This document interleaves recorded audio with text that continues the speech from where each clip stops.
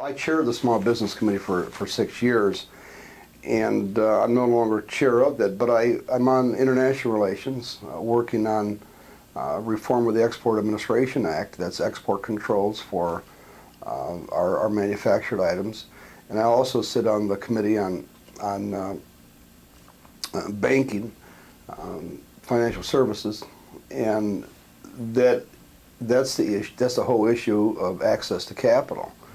So if you take a look at both of those, you'll see two big problems that really hinder manufacturers.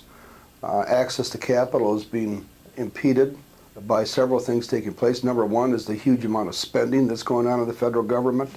The more money the federal government spends, the less money in taxes, the less money that's available in the private sector. Second of all, this bill that just passed, this giant monster financial services bill, is going to impede capital, make it more expensive to get capital. And when taking a look at our exports, we have huge problems with not being able to export, in many cases, machine tools that are over 4-axis. We just worked a couple of years ago with the Department of Commerce to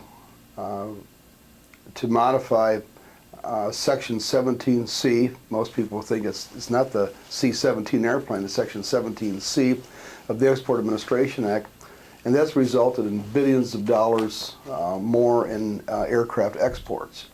So we have to reform the export laws to take into consideration what's been commoditized around the world and has readily access, and at the same time defend, obviously, our national security, and we have to make it easier for capital to flow into the hands of the entrepreneurs.